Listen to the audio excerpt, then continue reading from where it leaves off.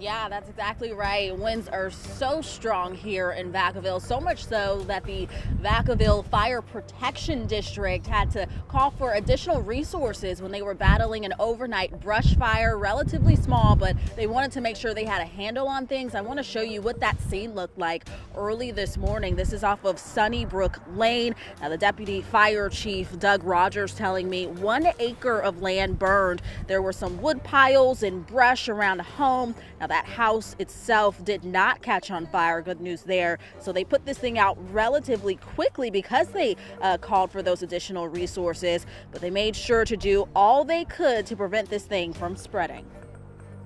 We call more resources quicker because, as you can tell, we can barely stand up out here.